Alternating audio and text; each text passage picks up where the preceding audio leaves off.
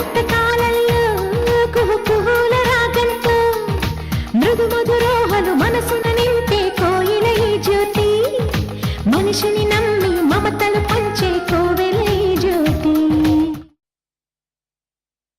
Hello, Deepti మీ ఇంటికి వచ్చిందా? జ్యోతి aunty నమస్తే. దీప్తి ఇక్కడికి రాలేదంటీ. మరి ఎక్కడికి వెళ్ళుంటుంది? దీప్తిని ఎవరైనా తీసుకువెళ్ళుంటారా?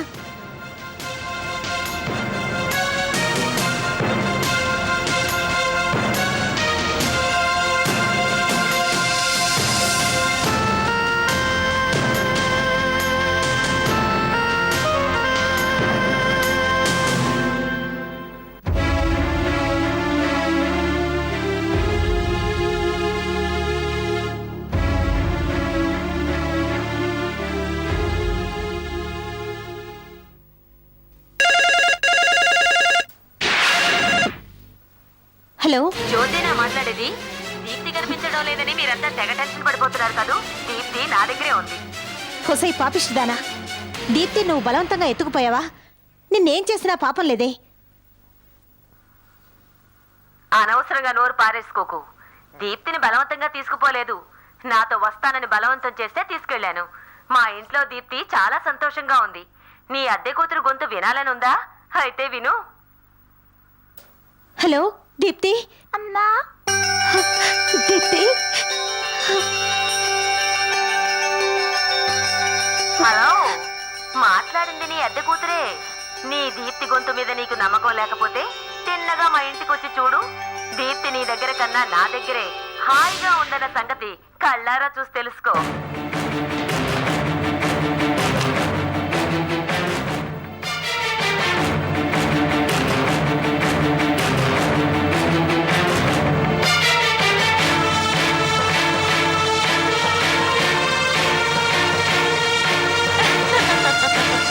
అమ్మగారు, ఐస్ క్రీమ్.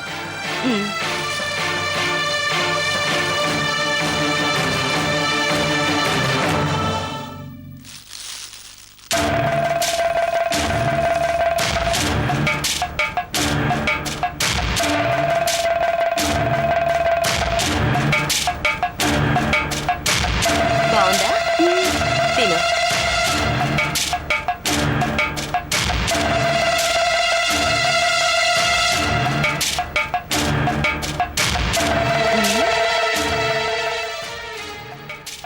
ఏంటి దీప్తి చూస్తున్నావు? ఇది కూడా నీకే.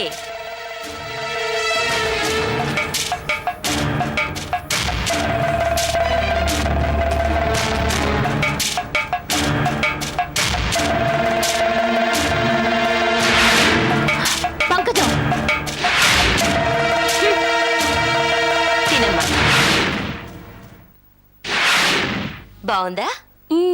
తినేశాక నీ కేక్ తినిపిస్తానే. పంకజం, నువ్వెన్నో చెడ్డ పనులు చేసి నింద మా మీద పెట్టడానికి ప్రయత్నించావు. నిన్నేం చేసినా పాపం లేదు. ఇంకా ఇంకా బ్రహ్మాజీని ఎందుకు బాధ పెడతావు? బ్రహ్మాజీకి ఉరిశిక్ష వేయలేకపోయారు. పక్షవాతం రావడం వల్ల హాస్పిటల్లో ఉంచుకోలేక పంపించేశారు. సూర్య ఇంటికి రావద్దు పొమ్మన్నాడు. అందుకని నేను దగ్గరకు తీయాల్సి వచ్చింది. ఇంతమంది వద్దనుకున్నప్పుడు నువ్వు ఇంటికెందుకు తీసుకువెళ్ళావు? మానవత్వంతోటా లేక అవిటి మొగుడైనా అవసరానికి పనికొస్తాడనా? పంకజం, నువ్వు మనిషివి కాదు పంకజం. నీకు మానవత్వం లేదు. అసలు నీకు మంచి బుద్ధులే లేవా? బ్రహ్మాజీ విషయంలో మేము అనుకున్నవి జరగలేదు. కానీ దీప్తి ఇప్పుడు నా దగ్గర ఉంది. అది నేను చెప్పినట్టే చేస్తుంది. పాపిష్టిదానా, మాయ మాటలు చెప్పి దీప్తి మనసు పాడు చేశావా? అప్పుడు నా మనసు, ఇప్పుడు నా బిడ్డ. పంకజం, దీప్తి మనసు ఎందుకు ఇలా పాడు చేస్తున్నావు? దీప్తి, నువ్వు ఇంట్లో ఒక క్షణం ఉండడానికి వీలేదు. రా వెళదాం. నీ రాను, ఇక్కడే ఉంటాను. బ్రహ్మాజీని ఇంట్లో నుంచి బయటకు పంపితే కానీ నీ రాను. దీప్తి, నువ్వు ఇక్కడేం మాట్లాడద్దు. ఇంటికి రా, అన్ని విషయాలు చెప్తాను. రా వెళదాం. నాకు ఇష్టం లేని ఇంటికి నేను రాను. నాకు డాడీ సత్యనారాయణ గారు, ఆయన వస్తేనే నేను వస్తా. చూసావా జ్యోతి, బ్రహ్మాజీని పెట్టుకొని నువ్వు ప్లే చేసావు, దీప్తిని పెట్టుకొని నేను ప్లే చేస్తున్నాను. పంకజం అంటే ఏమిటో ఇప్పుడైనా తెలిసిందా? ఇద్దరు తల్లుల ముద్దుల బిడ్డ. ఇప్పుడు నేనెంత చెప్తే అంత. సరే, నేను చెప్పి చూస్తాను. దీప్తి, నువ్వింటికి వెళ్ళు. బ్రహ్మాజీని తొందరలోనే మీ ఇంట్లోంచి బయటికి పంపిద్దాం, సరేనా? సరే ఆంటీ. చూసావా జ్యోతి, నా మాట మీద ఎంత నమ్మకమో. దీప్తి, ఇప్పుడు వెళ్ళు, కానీ మళ్ళీ రా. నీకు బోల్డ్ చాక్లెట్లు ఐస్ క్రీములు కొనిపెడతాను. నా మాట వింటావు కదూ? వింటానండి. జ్యోతి, నిన్ను ఎక్కడ కొడితే నువ్వెక్కడికొస్తావో నాకు బాగా తెలుసు. పాపిష్టిదానా, నువ్వు ఆడాలనుకుంటే పెద్దవాళ్ళతో ఆడు, చిన్నపిల్లతో ఆడుకుంటావేంటి? పంకజం అంటే అదే మరి. దీప్తి మా పిల్ల, ఎప్పటికైనా మా మాటే వింటుంది. మా మాట ఎలా విందో నేను చూస్తాను. ఎవరి మాట ఎవరు వింటారో చూతువు గాని. రా.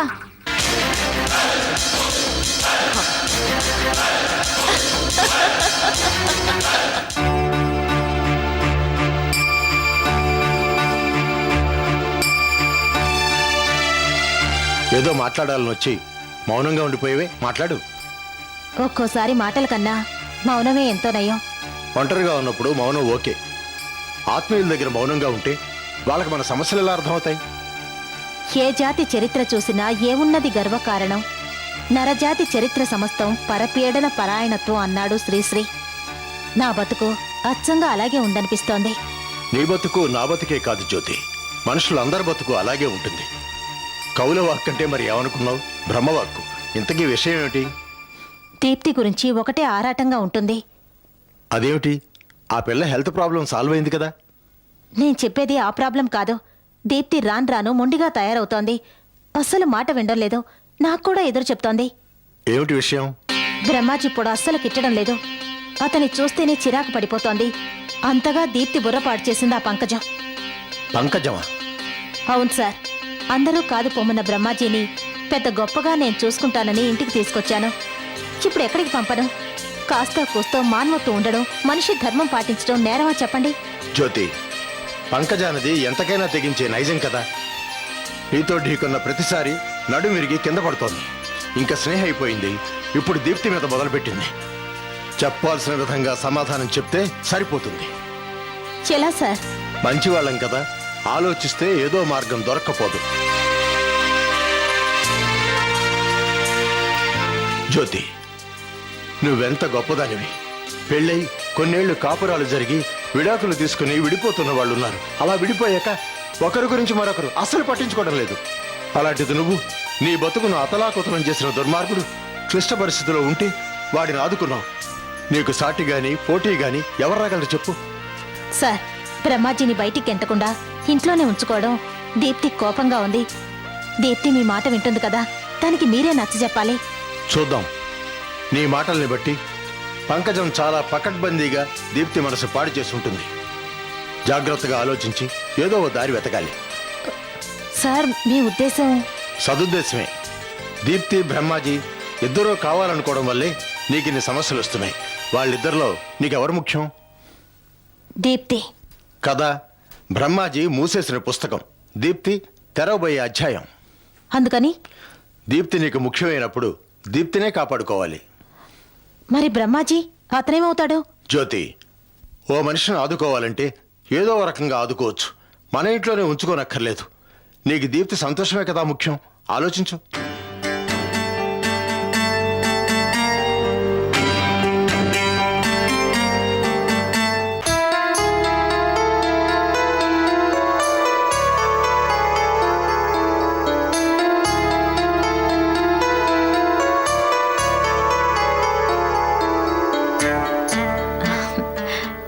నిర్మల గారు, దీప్తిని స్కూల్కి పంపించారా? ఇప్పుడే రిక్షాలో స్కూల్కి వెళ్ళిందమ్మా. హోంవర్క్ చేసే వెళ్ళిందిగా. ఆ ఈ రోజు ముఖ్యమైన క్లాస్ ఉందని కాస్త పెందరాళే వెళ్ళిందమ్మా. జ్యోతి, ఏమిటి?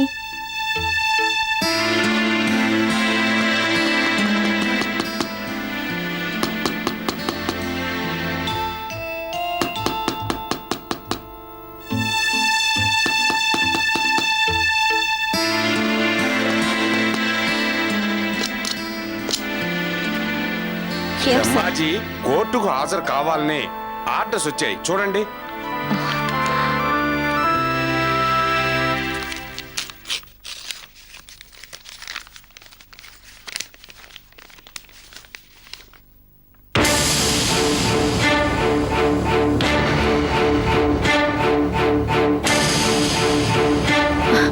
ఏమైంది? బ్రహ్మాజీ ఏం చేశాడు? ఏమీ లేదమ్మా, భయపడకండి.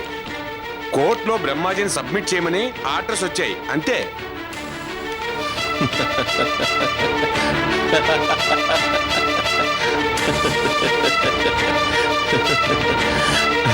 బ్రహ్మాజీ ఏమిటంత సంతోషంగా ఉన్నావు? నన్ను కోర్టులో సబ్మిట్ చేస్తే కేసు మళ్ళీ రీఓపెన్ చేసి నన్ను జైలుకి పంపిస్తారు. నేను ఎన్నో తప్పులు చేశాను. నాలాంటి వాళ్ళు ఉండాల్సింది జైల్లోనే. మళ్ళీ నేను జైలుకి వెళితే నాకు సంతోషమే కదా. జైలుకి వెళ్ళడం నీకు అంత సంతోషమా? అవును జ్యోతి, ఇక్కడే ఉండి మిమ్మల్ని అందరినీ బాధ పెట్టడం కంటే జైల్లో ఉండడమే నాకు సంతోషం. ఈ ఇంట్లోంచి వెళ్ళిపోవాలనుకున్నాను, కానీ చట్టమే నన్ను రమ్మని పిలుస్తోంది. నేను చేసిన తప్పులకు నన్ను జైలుకు పంపించి యావజ్జీవ కారాగార శిక్ష అమలు పరుస్తారు. ఆ శిక్ష అనుభవిస్తూ నేను హాయిగా ఆనందంగా చచ్చిపోతాను.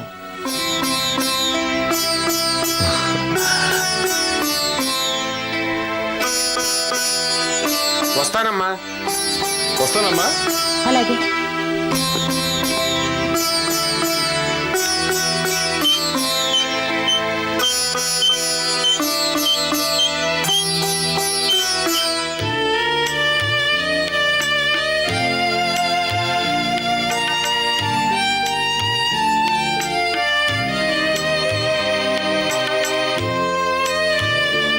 విజయ్, భోజనం చేయకుండా అలా కూర్చున్నావేమిట్రా? నాకు ఆకలిగా లేదమ్మా, ఏమీ తినబుద్ధి కావడం లేదు. అది కాదురా, ఒక పూట తినకపోతే నేనేం చచ్చిపోనులే, వెళ్ళు. అన్నం తినకుండా కూర్చుంటే ఎలా చెప్పు? బాబుకు అమ్మ ఎలాగూ లేదు, నాన్న కూడా లేకుండా పోవాలనా? ఏమిట్రా ఇది? రా భోజనం చేద్దుగాని. అమ్మా, కాసేపు నన్ను ఒంటరిగా ఉండి. ఇప్పుడు ఎవరితో మాట్లాడడానికి నాకు ఇష్టం లేదు. నా దగ్గరికి ఎవరూ రావద్దు. దయచేసి నన్ను వదిలిపెట్టండి. తులసి జ్ఞాపకాలతో నన్ను బతకనివ్వండి ప్లీజ్. నువ్వు వెళ్ళు.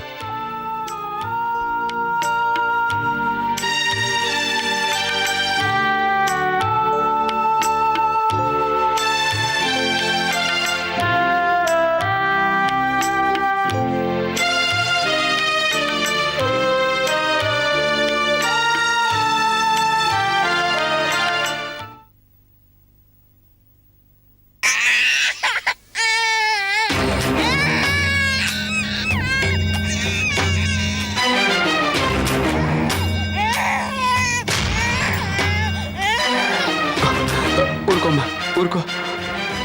బాబును విడిచిపెట్టి రజనీ ఎక్కడికి వెళ్ళి ఉంటుంది?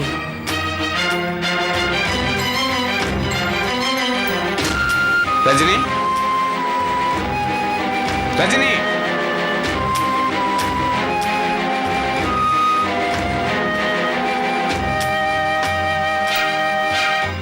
రజనీ, రజనీ. ఊరుకోమ్మా.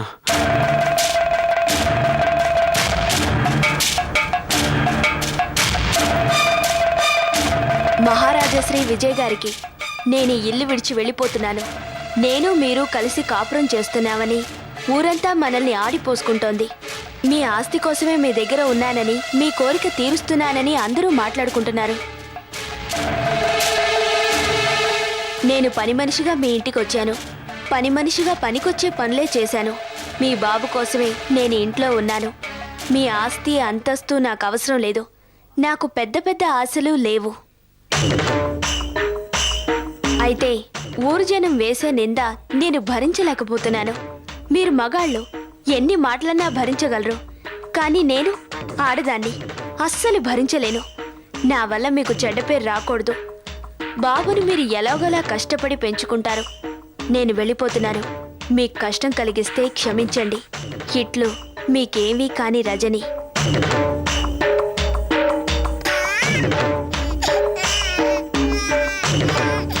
విజయ్, పిల్లాడి ఏడుపు వినిపించొచ్చాను.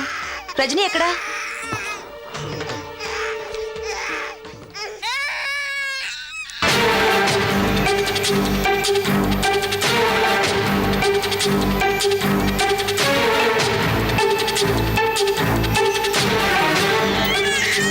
లేదు, లేదమ్మా, లేదు. విజయ్, బాబు ఏడుస్తున్నాడు. ఆ రోజు చూసాం కదా, మనం ఎంత ప్రయత్నించినా ఏడుపు మానలేదు. దానికి నన్నేం చేయమంటావమ్మా? చిరాకు పడొద్దు విజయ్, నేను చెప్పే జాగ్రత్తగా విను. వీడు రజనీకి బాగా అలవాటు పడ్డాడు. రజనీ చీర, వాసన, రజనీ గొంతు అన్నీ వీడికి ఎరుకే. రజనీ అర్ధాంతరంగా వెళ్ళిపోయింది. వీడిప్పుడు బెంగ పెట్టుకొని ఆ బెంగ బయటికి చెప్పలేక ఎంత దిగులు పడతాడో ఏమిటో. దానివల్ల ఎన్ని అనర్థాలు వస్తాయో ఒకసారి ఆలోచించు. ఇప్పుడు నన్ను ఏం చేయమంటావమ్మా? బాబు నీకు కావాలి కదా. అవునమ్మా, నేను బతుకుతున్నదే బాబు కోసం. నేను అంతే. అందుకే చెప్తున్నాను, రజని ఎక్కడుందో వెతికి తీసుకురా. వెళ్ళు.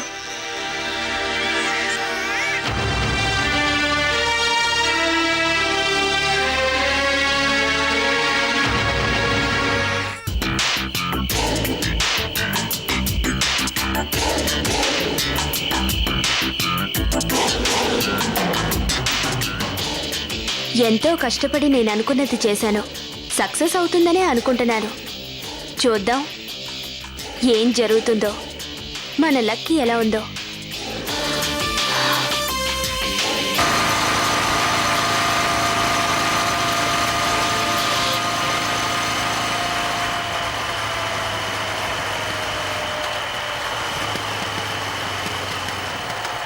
ఏంటి Rajani?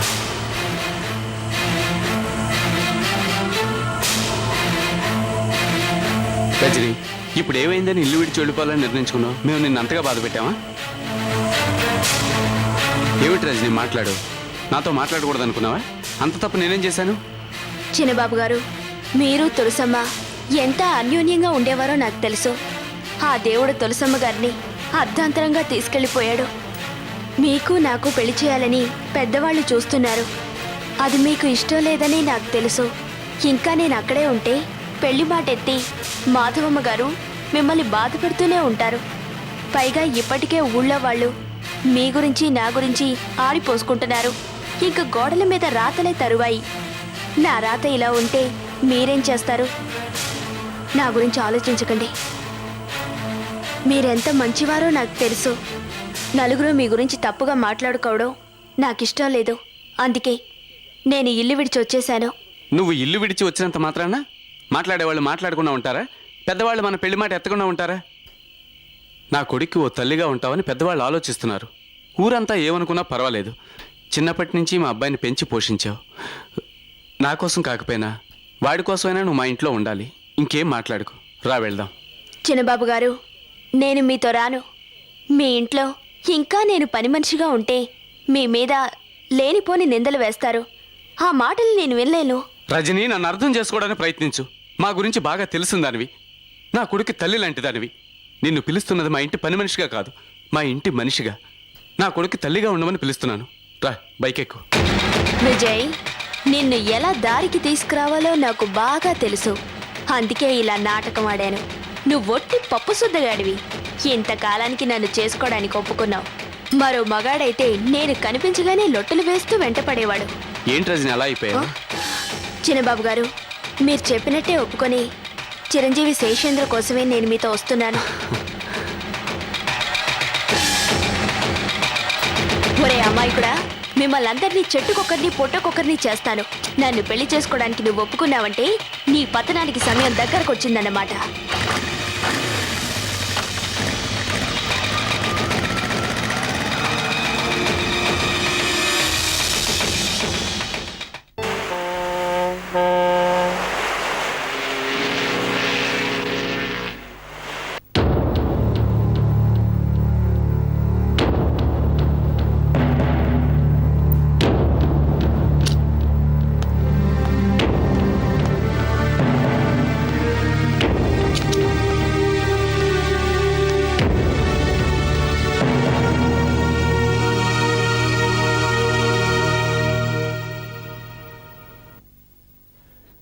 SR number 193, dated 25/2003, petitioner, Crime Department, respondent Brahmaji. Brahmaji, Brahmaji, Brahmaji.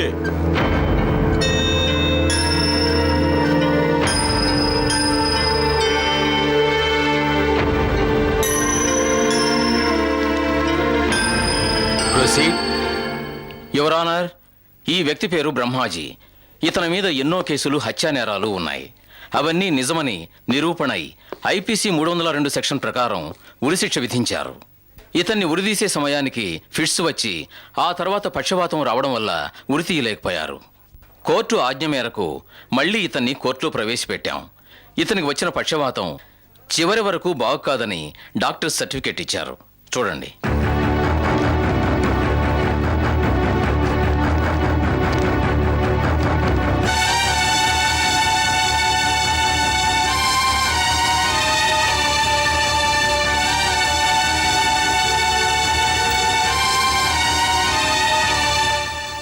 బ్రహ్మాజీకి వచ్చిన పక్షవాతం జీవితాంతం బాగు కాదని డాక్టర్స్ నిర్ధారణ చేసి చెప్పడం వల్ల బ్రహ్మాజీని విడుదల చేస్తున్నాం. ఏ మనిషికైనా దేవుడు వేసిన శిక్ష కంటే కోర్టు ఎక్కువ శిక్ష విధించలేదు. అందుచేత బ్రహ్మాజీని విడుదల చేస్తున్నాం. ఏ మనిషి అయినా పోలీసుల నుంచి, చట్టం నుంచి, కోర్టు నుంచి తప్పించుకోవచ్చు. కానీ అంతరాత్మ నుంచి, దేవుడి నుంచి ఎవరూ తప్పించుకోలేరు. దేవుడు బ్రహ్మాజీని కఠినంగా శిక్షించాడు. అందువల్ల కోర్టు అతన్ని మళ్లీ శిక్షించకుండా విడుదల చేస్తోంది.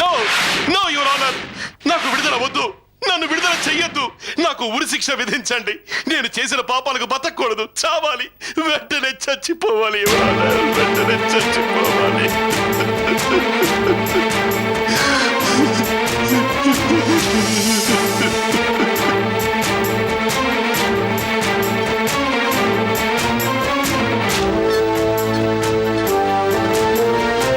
చూడరా, అతను చేసిన పాపాలకే ఆ దేవుడే శిక్షించాడు. ఈ విషయం కోర్టులో ఆ జడ్జి గారే చెప్పారు. ఇన్ని హత్యలు, దోపిడీలు చేసిన వాడిని కోర్టు విడుదల చేసింది. ఇలాంటి అదృష్టం ఎవరికి దొరుకుతుంది? హత్యలు చేసి బయటపడి మళ్ళీ పాత భార్యతోనే కాపురం చేస్తున్నాడు.